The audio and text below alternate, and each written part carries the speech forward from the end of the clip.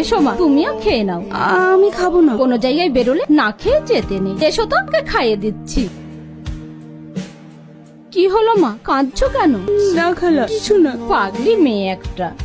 Sorry. হঠাৎ sorry কেন? আমি আপনাকে অনেক খারাপ কথা শুনিয়েছি, না জেনে আপনাকে অনেক খারাপ মানুষ ভেবেছিলাম। এতে আবার সরি বলার কি আছে? আপনি মেয়েদেরকে বিশ্বাস করেন না কেন? আরে না না, সেরকম কিছু না। একটা কথা মনে রাখবেন, সব মেয়েরা কিন্তু এক নয়। আমরা কি ফ্রেন্ড হতে পারি? হয় না, অবশ্যই ফ্রেন্ড হতে পারি। আমরা এখন যাচ্ছি কোথায়? শোভানগর। শোভানগর কেন? আপনিই তো তখন বললেন ছেলেটার বাড়ি নাকি শোভানগরে। আমি কি বোকা দেখুন, আপনাকে বলে আমি নিজেই ভুলে গেছি। কি হলো? কি জানি হঠাৎ করে কি হলো, আমি দেখছি। তাহলে এখন কি হবে? কি হবে আবার? মঞ্জলিকে এসে আমাদের পাহারা দেবে। কাকে ফোন করছো? রাহুলকে। আমি তো ভুলেই গেছিলাম, আমি তো অন্যের ঘুরি। আমি যতই দেখি না কেন, লাটাই তো অন্যের হাত। দাঁড়ান ভাই, দাঁড়ান, আমাদের গাড়িটা খারাপ হয়ে গেছে। আশেপাশে কোনো গ্যারেজ পাওয়া যাবে? না ভাই, এত রাতে এখানে কোনো গ্যারেজ পাবেন না। তাছাড়া এখন সব বন্ধ হয়ে গেছে, ডাকলেও কোনো মিস্ত্রি আসবে না। তাহলে এখানে থাকার মতো কোনো হোটেল পাওয়া যাবে?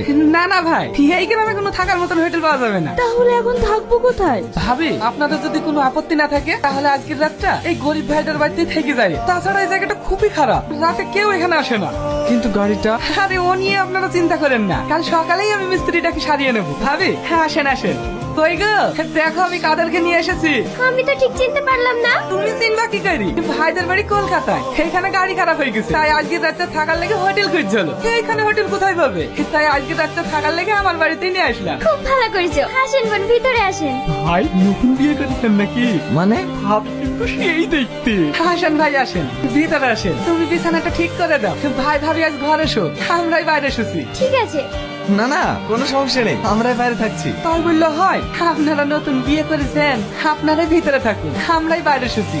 আমরা দুজনে একসাথে থাকবো? এটা রাজপ্রাসাদ না, এখানে আমরা কিভাবে থাকবো না থাকবো সেটা আমাদেরকে বুঝে নিতে হবে। আর তাছাড়া ওরা আমাদেরকে স্বামী স্ত্রী ভাবছে, তাই এক ঘরে শুতে দিয়েছে। তুমি উপরে ঘুমাও, আমি নিচে ঘুমোচ্ছি।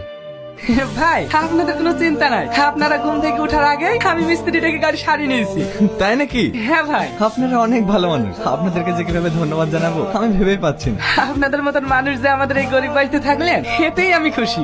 বোন, এদিকে যদি কখনো আসেন আমাদের বাড়ি অবশ্যই আসবেন। হ্যাঁ আসবে, আমাদের আবার লেট হচ্ছে, আমাদের অনেক দূর যেতে হবে। আমরা এখন আসি, আল্লাহ হাফেজ। আল্লাহ হাফেজ। কার ফোন? রাহুল ফোন করেছে। তুমি কোথায়? আমি এখনো ইন্ডিয়াতে আছি। তুমি এখনো দেশে ফিরে যাওনি? না।